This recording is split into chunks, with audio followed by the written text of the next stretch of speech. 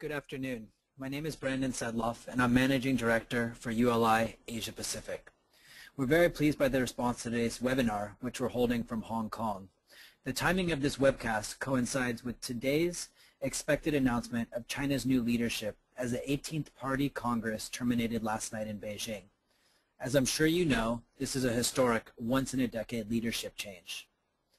This webcast is the first time we've conducted a virtual event highlighting ULI content generated in Asia to a global audience. This represents a significant step towards becoming a more global ULI. We hope you enjoyed the presentation, and we're glad you're able to participate. The full research paper is available on the ULI Asia Pacific website, but today Andrew Ness, Lead Research Consultant to ULI Asia Pacific, will present a summary of the report. For those of you who don't know Andrew, he has almost 30 years of real estate industry research experience in Asia, most of this with a focus on China. Andrew will present for approximately 25 minutes and will then open it up to questions for about 15. Please submit your questions online and I'll moderate the discussion. Andrew, over to you. Okay, thank you, Brandon. I'm delighted to be here this morning and present this presentation on the cooling campaign for the China residential market at this time of political change. I'd like to stress that this presentation I'm going to do today is going to be mostly on subjects which relate to China's regulatory environment and how politics impacts on the change in the regulatory environment. So I'm not going to so much talk about the actual change in property prices or supply and demand. I'm going to talk about the surrounding environment which makes the market possible and which sort of impacts on the way it moves. Next slide. Okay, into the presentation. You know, unlike Mao and Deng, who in a real sense were very directly involved in establishing the present PRC political system at the very foundation level, Xi Jinping and Li Keqiang are the chosen representatives of a much more corporate political system into which China has evolved since Jiang Zemin came to power in 1989. But it should be stressed that unlike these former strongmen, Mao and Deng, Misters Xi and Li really are organization men, and as such they can be expected, in my opinion, to carry on the policies inherited from Hu Jintao and Wen Jiabao with respect to the persistent overheating of the residential market and the related problem of ensuring adequate supply of affordable housing for middle-income people. So one major takeaway from today's presentation is that we don't think in the very short term that the present regulatory regime for China's property market is going to change radically. But I'm going to explain why in the next 30 minutes.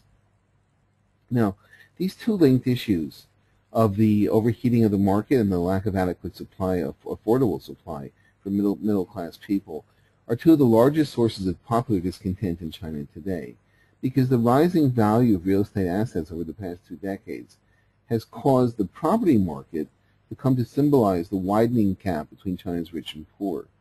And this is something which, from the point of view of many commentators, really calls into question the legitimacy of rule of the Chinese Communist Party, which, don't forget, came to power under the banner of being the dictatorship of the proletariat.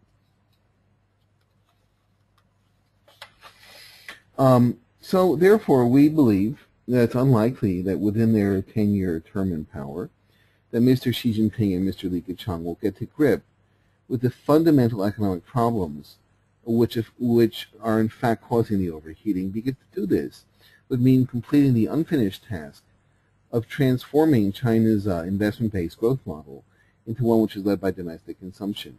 And were they to be able to do this, this would in fact necessitate bringing forward the even more difficult task of liberalizing and opening up the financial sector and banking sector, this being a sector whose status quo is very heavily guarded by numerous deeply entrenched interests. You know, looking at the map, the chart that we have on the upper left-hand corner shows the trend in Beijing, Shanghai, and Shenzhen over the past 2.5 years. It's come from Bloomberg. But in fact, if you look at big cities such as Shanghai and Beijing, the residential prices have been rising basically nearly continuously between 1998 to up to 2011. And in fact, this rise has been interrupted only by a few major events, such as the SARS pandemic in 2003, the outbreak of the global financial crisis in 2008. However, as we drill down in today's talk and examine with some detail the present residential clampdown, which in fact has been going on since late 2009, it's very important to remember that this is not the first time the Chinese government has clamped down on the residential market. In fact, the government clamped down in 2002, clamped down again in 2004, and clamped down one more time in 2006, 2007. So, but basically what the government has been doing, almost at 2 or 3 year intervals, it's been using fiscal tightening and also administrative interference to cool down the market and scare down the market. And then when the market had been sufficiently scared down, then to sort of prop up the market again by using various stimulus measures to get things going. And at this point, the market would predictably rebound. So this whole thing which has been going on really since over the past decade, has something of the quality of a game of cat and mouse. However, the present clampdown, which is the subject of today's presentation, which actually began in year-end 2009, has the promise of having much greater longevity than the previous cooling campaigns. In fact, the present cooling campaign, which has been in place now for more than 30 months, involves not just one group of measures, but involves a whole number of things. And the central government has thrown a lot of ammunition at this problem. They've done many things. It's not properly appreciated, but they've used mortgages. They've raised the, for example, minimum down payment required for mortgage for home buyers. They've used taxation. They increased stamp duty and business tax levies on property sales. They've used the tool of credit. They've cut back on the provision of credit by banks to real estate developers to cut back on supply. And finally, they've actually used politics. They've politically intervened in the market mechanism by making capping property price appreciation part of the year-end KPIs for municipal government officials. So in fact, they've thrown a lot of things at trying to cool down the market. However, in early 2010, after having resorted to all these measures, when the market stubbornly seemed to keep on rising, in order to make sure they could keep the lid on property prices, which didn't seem to be tumbling sufficiently, in early 2010, I believe it was in April, the central government felt that it had no alternative but to use administrative measures to intervene, you could say, crudely in the market.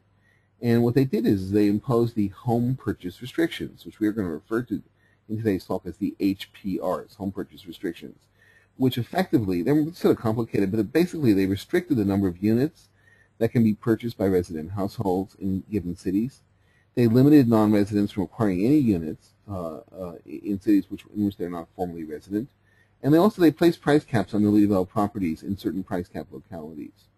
Now, in April 2010, when the HPRs were initially imposed, they only really were curbs which related to 14 big cities. But in successive ways of expanding this campaign, the central government grabbed in more and more cities until now, by November 2012, a total of 48 cities have been successfully brought under the HPR regime. Now that we're 30 months, we're actually more than 30 months into this property cooling campaign, with the growth of the PRC economy having slowed considerably, the downturn in residential sales which has resulted from the imposition of these cooling measures was certainly a major contribution to the slowdown of the overall economy, because it must be stressed that real estate investment and property development account for, at least on the surface, about 13% to 15% of China's GDP. But if one considers all the other industries clustered around property development and investment, of which there are probably as many as 40 industries, that this sector of endeavor accounts for easily 20% of China's GDP. Therefore, the prolonged chill in the residential sales market, which has been in place for the past 30 months, has given rise to a very concrete problem, which the central government confronts, which is namely how to keep the lid on residential prices, how to prevent the whole thing from boiling over, while at the same time harnessing the powerful force of genuine occupational housing demand to drive domestic consumption and, by extension, to drive the overall economy, keep it buoyant. Well, the outgoing central government, Hu Jintao and Wen Jiabao, realized that they can't keep making massive credit injections into the state-owned sector and its affiliated companies, because this is not a viable way to keep jump-starting the domestic economy. It won't work over the very long run. And consequently, during their term in power, particularly over the past several years, the outgoing senior leadership has continuously talked about the need for using domestic consumption as the main driver for economic growth. However, interestingly, ironically, when China's economy appeared to be hitting a wall, as it did in April 2012, with the construction sector beginning to dismiss large numbers of workers on construction sites and factories cutting back on production, the outgoing leadership was once again backed into a corner, backed into shifting to a more expansionary economic policy, and quietly, as it has been backed into the corner so many times in the past. So, in May 2012, sort of rather quietly, the PBOC, the People's Bank of China, the Policy-Making Bank of China, reinitiated large-scale lending to state-owned banks, and this generated, predictably, a temporary surge in investment spending by the SOEs and their affiliates, and this did create a temporary surge in economic expansion, which conveniently began in Q3 2012, and therefore was very neatly timed to coincide with the convening of the 18th Party Congress in November, which, as Brandon just informed us, concluded last night. However, despite the temporary spike in adrenaline caused by the May credit injection, the incoming party leaders, Mr. Xi and Mr. Li, still face a classic case of damned if you do and damned if you don't, with respect to leveraging on real estate and property development to pull the mainland economy out of its doldrums. And faced with this conundrum, evident of whether to keep the HPRs in place, what to do to both calm things down but keep the economy going, evidence emerged in the first half of 2012 that keeping the home purchase regime in place was increasingly difficult for the central government because of its unpopularity, both with developers and also with municipal governments, who are a very important constituency. The drop in land sales revenue, which occurred in 2011 and certainly in the first half of 2012, has seriously unsettled China's municipal governments because land sales provide an estimated 30 to 50% of local government revenues, and therefore the drop in land sales represented a kind of drying up of one of their major sources of the funding for local infrastructure projects and public housing. And of course, it's these kind of big projects, this kind of investment in fixed assets, which is a major impetus for GDP growth at the municipal government level. So by as early as late 2011 and certainly by mid-2012, the imposition of the HPRs had emerged as a major irritant. And by June of 2012, the imposition of the HPRs had evolved into a major bone of contention between the central government and local governments. In fact, one reason why we know this is because of the decision of the State Council in mid-2012 to send 8 inspection teams to 16 provinces and cities to review their performance with respect to the imposing the HPRs. From my point of view, this was a very clear sign of the stiffening of central government resolve in the face of local government opposition. According to reports by the Xinhua News Service, in the 48 cities in which the home purchase restrictions have been imposed to date, at least 46 cities have tried in some way to, quote, fine-tune the measures so as to make them more suitable for local implementation or more acceptable to local developers and the local community.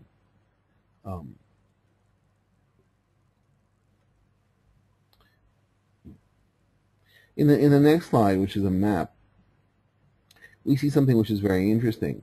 After I mentioned this inspection, these 8 inspection teams were spanned out into the provinces in mid-year and inspected a large number of cities in terms of their compliance to the HPR campaign. One result of this inspection, and it was revealed in July, is that a number of cities, Shanghai, Chengdu, Foshan, and Wuhu, we can see the animation effect, which is just jumping onto the screen right now, were criticized as being too mild with respect to implementing the HPRs.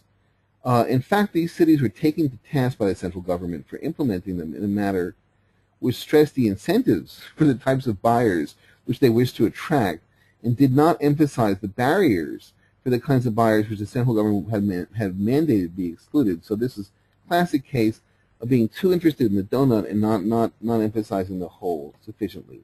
there's other fallout from this campaign. In fact, we mentioned that the imposition of the HPRs occurred as sort of in expanding waves. There was a first group and a second group and a third group. Now, there was a group of cities that were in fact part of the second and third groups upon which the restrictions were imposed. We can, next slide. We can see them on the map. They spring out because of the X's. We can see the X's on the map. And these, this is a group of 10 cities. Shijiazhuang, Jinan, Qingdao, Hefei, Suzhou, Fuzhou. Now these cities, while they were ordered to impose the HPRs, and while they in fact accepted the HPR, they in fact accepted the home purchase restrictions. Rather cleverly, they accepted the necessity of somehow clamping down on their own markets. They all try to quietly sneak out the back door by cleverly slapping an expiration date on the directive. And what they did is they secretly wrote, not extendable beyond December 31st, 2011. However, when the central government got wind of the fact that these 10, 11 cities had in fact slapped an expiration date on the HPRs, they one by one they tracked them down and interviewed them and forced them to cancel the deadline to extend the HPRs. In fact, cancel the deadline indefinitely, which was sort of an embarrassment to them. They'd be forced to back down. Another fallout of the whole campaign was certainly the cities felt they were being the central government was sort of clamping down on them and was sort of breathing down their neck. And certainly the credit environment for lending to potential home buyers, the mortgage environment was not very favorable. And the local cities tried within their own within the scope of their own authority to try to find some way to provide more credit to potential first-time home buyers. So what they did is 15 cities, in fact, moved to relax the ceiling on borrowing from local residents borrowing from local housing provident funds, kind of like a pension fund from which one is permitted to borrow if one wants to buy a house. But they permitted local residents to borrow a larger increment of money from these housing funds. Now, 15 cities made the move, but one city, Chongqing, for reasons which I don't know right now, but one city somehow attracted the ire of the central government. So Chongqing's moves to relax the limits on borrowing from private funds were slapped down. The other 14 cities were sort of basically allowed to get on with it. But the whole purpose of showing these interactive maps is to explain to you that it's kind of like a game. It's kind of like game theory. It's a cat and mouse game, as I suggested earlier in the presentation. You have the central government clamping down, you have the municipalities trying within their own space to try to survive, try to make the whole regime livable, although the whole thing is difficult. So there's a good deal of back and forth, and there's a lot of dynamic tension. It's kind of a tug of war. The next slide. Now, all these things were happening in the middle of 2012, but by the middle of the year, we began to see the first indication that the central government was not comfortable that the overall tightening campaign was moving in the right direction. Now, this came to light for the first time when the State Information Center, SIF, a think tank which is related to the State Council, came out with a rather extraordinary statement that saying, in effect, that the effective imposition of property taxes should replace the imposition of the HPRs as China's main tool for controlling housing prices. Notably, and I think probably not coincidentally, the move was made just 1 month after the central government began quietly pursuing a somewhat more expansionary economic policy. Now, this statement was followed about 2 months later, in August, by another unusual statement by the People's Bank of China, which is, of course, the policy-making bank. And they said on their website that the HPR should be lifted, however, at the right time. And they stressed, the PBOC stressed, that the reason why they should be lifted is due to the need, because they stress that the HPRs tend to curb genuine housing demand, and this dampens economic growth just at a time when China needs to stimulate the economy. Therefore, the PBOC suggested, similar to SIF, that an effective tax regime, if well designed and implemented, could wean local government authorities away from their excessive dependency on revenues derived from land sales. However, despite the SIF's comments and PBOC's comments about the possibility of using a tax regime, the real estate tax regime, to replace the HPRs. The fact is that the full-scale rollout of such a national-level tax regime still faces very substantial problems. The pilot implementation of the real estate tax, which is a tax targeted at occupiers and owners in the residential sector in Shanghai and Chongqing, was rolled out on a pilot scheme in 2011 in Shanghai and Chongqing. But in fact, the rollout was quite mild and resulted in the collection of very little revenue. No. But notwithstanding this fact, the local government officials dislike this national tax regime. They're worried about it. They believe the imposition of the tax might result in a very small increase in tax revenues from their point of view, while substantially undermining the local land sales market, which they're still heavily dependent on. At the same time, existing property owners in China don't like the real estate tax either, since they are already heavily burdened by a number of existing taxes, as we've shown on the screen. We've shown on the screen in the upper left-hand corner taxes both on the occupation of real estate, also on taxes on real estate transactions. So therefore, rolling out this national tax regime expeditiously is burdened by is also burdened by other things. It's burdened by technical issues, by the lack, for example, the national tax regime would like to value taxes properties based on their present value, not upon their historical acquisition cost. But there's no property value assessment system in place which could do this on a nationwide basis. There's also lack of consensus about many things, the nature of the tax base, as well as eligibility for exclusions and exemptions. There's also no major decision yet taken about the assignment of responsibility for administering the tax system, the new tax regime, and also the most sensitive subject, meaning the allocation of tax revenues, hasn't been decided at all.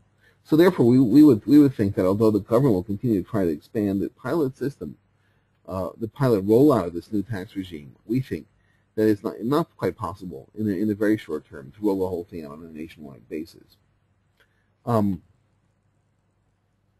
Yet another signal occurred, a very important signal in the mid-year. The central government was, in fact, backing away a little bit from the HPRs and beginning to adopt a new tactical approach to trying to cool the residential market. In fact, this occurred in July, when the Ministry of Land and Resources, with the acronym being MOLR, announced the commencement of a major new campaign to boost the supply of, quote, ordinary housing.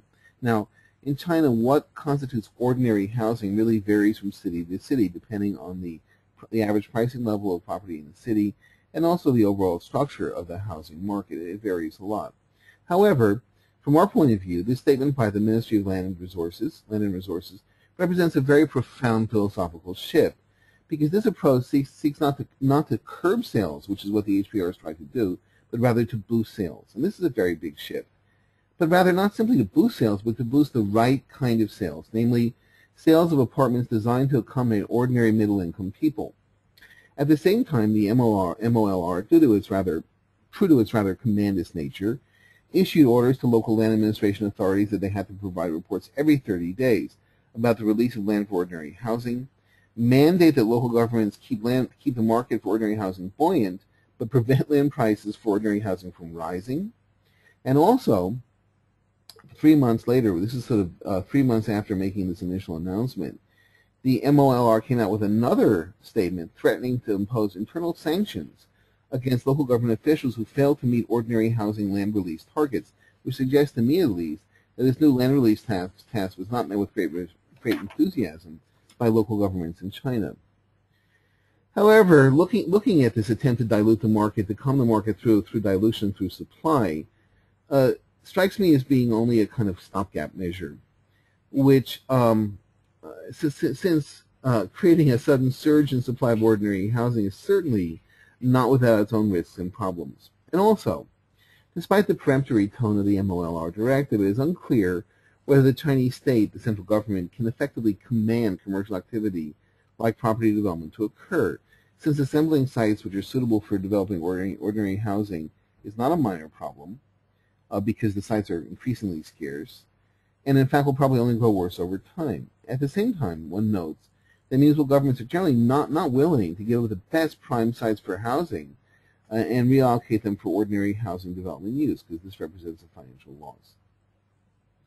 Now this brings us to our next slide, which relates once again to why we think that by this recent tactic of pumping up supply is highly unlikely to really get to the fundamental problems which trouble China's property market and have led to the chronic overheating. We would like to stress that this systemic overheating and this long-term overheating of the residential market is a problem which is systemic. It's not a superficial problem at all. It's chronic, and it's ultimately related to the lack of liberalization of China's financial system. The prolonged run-up in housing prices is really, in fact, due to the large amounts of investment capital which are trapped or bottled up in China's private sector with lack of suitable investment alternatives. The fact that so much capital is bottled up and waiting to invest in turn relates partially to the way in which bank credit gets allocated in China. It's allocated to SOEs and government affiliated companies, and the numerous chances for milking the system which spring up in the pursuit of the very large projects in which they tend to invest. But anyhow, as a result of all these distortions in the banking system and the funds being bottled up in the country, China has turned into a nation obsessed with real estate, a country in which possessing a flat is the chief sign of financial security, and this is true to such an extent that home ownership has also become socially destabilizing, because so much wealth was generated within such a short period of time merely by flipping real estate. This in turn has resulted in a situation where in some cities and in some markets, as many as 30% or even 30 to 35% of all residential units are being currently held in the hands of investors. Now, while China's new incoming leaders, Mr. Xi and Mr. Li, undoubtedly wish to start their term in office on a positive note, they've also inherited some very heavy commitments which are left over from the previous leadership. One thing which they've inherited is a plan to build 36 million units of public housing in the period between 2011 and 2015 at this cost of several hundred billion RMB. However, this program, although very ambitious and very necessary in a certain respect, has from the very outset been dogged by scandal, construction quality problems, and questions about the fairness of the allocation of public housing units. And now, with a drop in land sales caused by the imposition of the cooling campaign for more than 30 months, this whole program is further undermined by the flagging will of local governments, municipal governments, because they realize, in fact, that this concerted push by the central government to force them to build this massive wave of public housing has come at an extremely inopportune moment when the economy is cooling and the development land market has softened considerably. We talked earlier about the injection of credit in May, and in fact, once the steroid injection of credit has worn off, as it predictably will in 2013, toward the first quarter, second quarter of the year, the Chinese economy will very possibly revert to its former fairly weak condition, given the turmoil in Europe and the anemic recovery in the United States.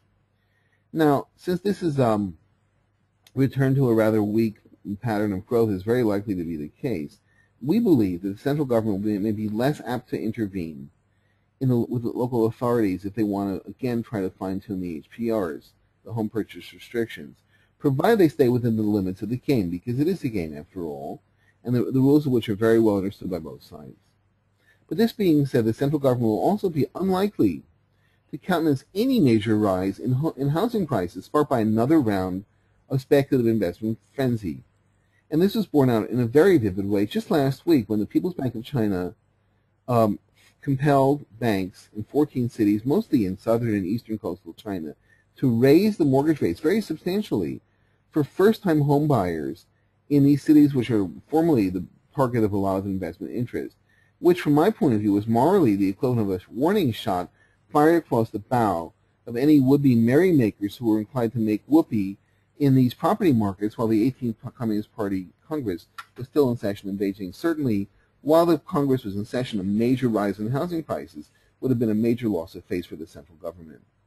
Now, just like the phrase that the only thing which is certain is the continuation of uncertainty, I would generalize to say the only thing which is certain about the relationship between the central government and municipal governments is there will be a continuation of dynamic tension, a continuation of this kind of tug of war that we've seen really for the past 10 years. The struggle will continue because as long as the interests of the central government And the municipal governments and the big developers with whom they're associated are fundamentally misaligned. It's impossible for both sides to completely make peace with one another. But at the same time, when we look at the clampdown, we must also understand that it's not exactly Team A and Team B. China is not monolithic, and the attitudes of individual cities with respect to the clampdown, their reaction, their fine-tuning, have all been very different, based on their own microenvironments, their own political climates, economic conditions, and in fact even their own cultural foundations. So it's very, very important and interesting to look at although certainly the cities in general have resisted the HPRs and tried to wriggle out of them, the fact is there's been a very wide range of dissimilarity in their reaction and their behavior in the midst of this prolonged cooling campaign. We have, for example, on the screen, if you look, two columns. There's a pink and red column, and a blue and light blue column. And what I've done is I've looked at all the different things which cities have done in response to the HPRs over the past 30 months. And I've grouped the cities very loosely into two groups. One group are the liberalizers, the ones that really are sort of struggling with their bonds, trying to get more freedom at the local level, trying to relax the HPRs, try to get more room to move. That's the pink column. That's sort of meant to suggest a desire for more freedom. The blue column are the cities which have taken a much more conservative view and have tried to march in lockstep with the central government, tried to comply. In fact, some cases have even adopted stances that are more conservative and more severe than the central government itself in a sort of display of loyalty. But just to go back and look a little bit at the pink column, we'll go have the next slide. You have, for example, at the very top, and we mentioned this earlier when we talked about Chongqing being slapped down, 15 cities which, in the midst of this clampdown on credit, this tightening of credit, in fact, quietly raised the limits on borrowing from local provident funds for local purchasers of residential property, simply to make it more easy for them. So that's this big group of 15 cities. But within the group of 15 cities, you have another faction which is slightly more extreme and even more liberal. These are the cities including Wuhan, Changsha, and Shenyang, which not merely raised the limits on home provident fund borrowing, but furthermore removed the restriction that the funds borrowed need necessarily be spent on purchasing a residence in the city where the loan originated. Also, amongst the pink liberalizers, we have some very bold cities like Nanjing, for example, which not merely lifted the cap on provident fund lending, but further offered to subsidize housing purchasers by professionals or technically talented people which it had recruited to come to the city to strengthen its base of industry. And what's interesting is that Nanjing made this move, I think it was probably in September or October, after the central government had already slapped down Wuhu, Foshan, Chengdu, and Shanghai for doing exactly this, for stressing the incentives and not the disincentives. So Nanjing made bold to do that. Other cities like Changsha have adopted a super liberal definition of local resident, attempting to maximize the number of persons who are considered qualified local residents under the HPR regime, so as to capture literally all the people residing in the medium-sized cities, there are about 12 cities, which form the greater Changsha, Zhuzhou, Xiangtan conurbation. Now we'll have another little brief look at the blue cities, the tightening cities. Some of the larger cities in China, cities such as Beijing, Shanghai, Tianjin, and Guangzhou, have felt, for various reasons, compelled to adopt a much more conservative stance with respect to enforcing the implementation of the HPRs.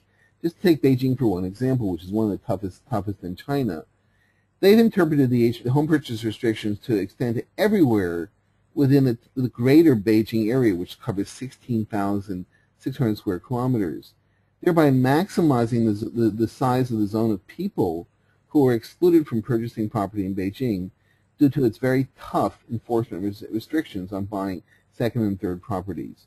Neighboring Tianjin, not to be outdone, just at the moment when many cities, in fact, were lowering the amount of minimum down payment required for mortgage from 30% to 20%, made it very clear that in Tianjin, they were going to escalate the minimum down payment from 20% right back to 30%.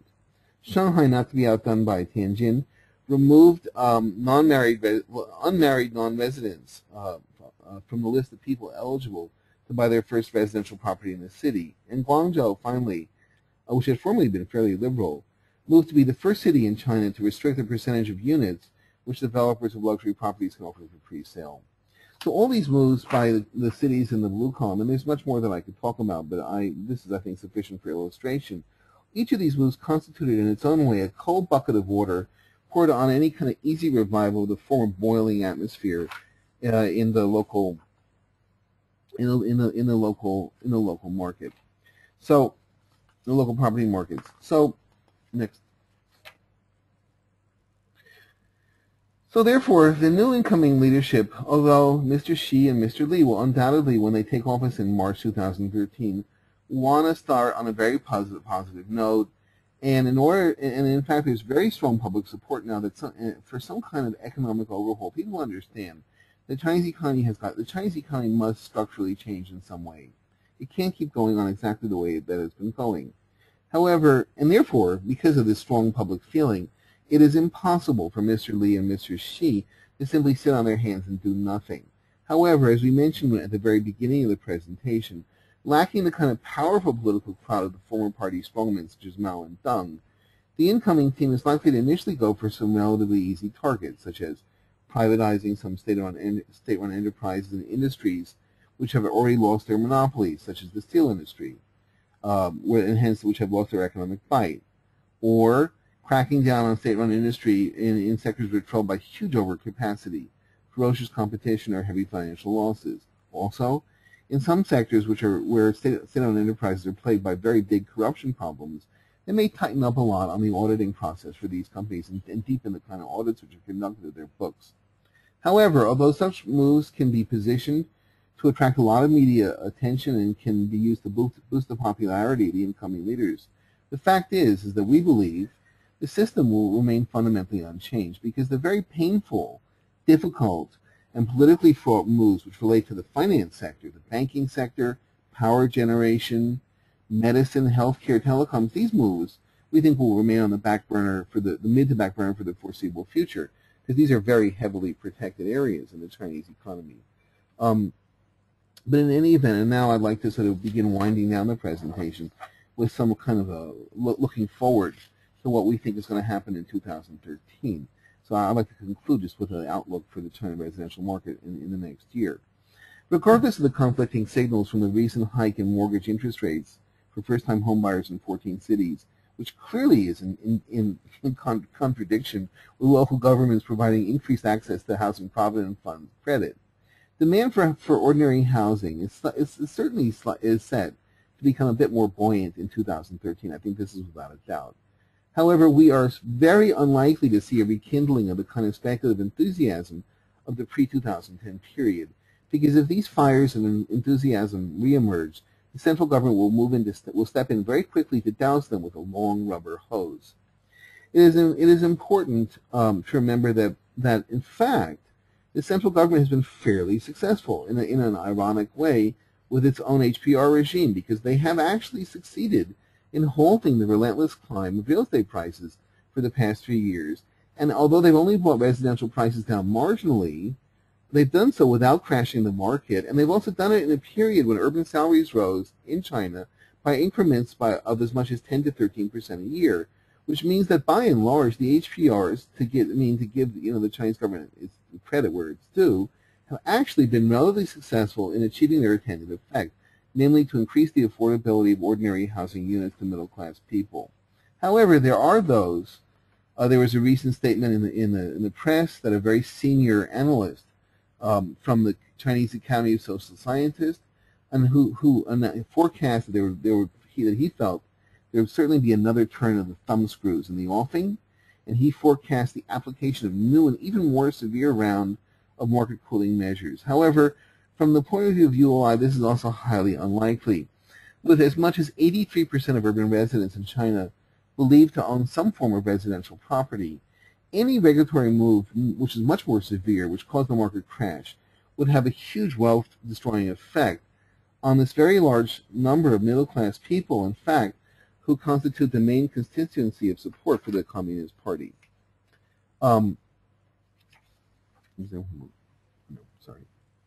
The national real estate tax, as I mentioned earlier, will certainly be extended to more cities, but the central government will not move too precipitously to extend the tax regime to the whole country. It is simply too internally contentious, as I mentioned earlier, and the systems required for its implementations are not yet fully in place. Development land sales and residential sales volumes have already risen off the bottoms witnessed in the first half of 2012, and the one reason why they rose is this was triggered by a slightly more optimistic mood on the part of the property buying public after mid-year, along with the two cuts in the benchmark lending rate in June and July. However, so therefore, along with the rise in sales volumes, we think that residential sales prices should begin generally to move up slightly. We don't think they'll move up by a very large increment. The central government will not permit it. But we think that a rise in an increment which is roughly equivalent to urban inflation, the CPI, is quite possible. However, one reason why we believe that the property prices, there will not be a major rebound in property prices, is because of the very substantial numbers of Chinese developers who have accumulated a substantial stock of unsold property. I think for major developers now, the average stock of unsold inventory is about 10 months. And some people say this may even rise to as much as 14 months in 2013. But the problem is, the real rub is the fact that many developers took on very substantial leveraging in 2009 and 10, partially in order to pay for the cost of carrying these unsold inventories forward. And the fact they have these leveraging costs and carrying this inventory will continue to exert downward pressure on these portfolios in the cities where they were active. Now, the downward pressure will be felt most acutely in those cities which, as we saw earlier, were most active in trying to wriggle their way free of the HPR constraints because the weaker fundamentals in their local real estate markets made the HPR simply too painful to bear. In these markets, residential prices can be expected to continue to consolidate or at the very best remain weak.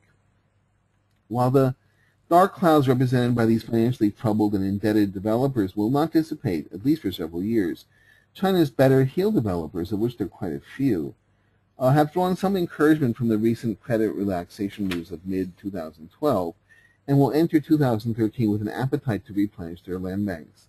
These stronger players, along with some overseas private equity firms, will continue to seek out distressed portfolios, distressed properties, projects, and also distressed players.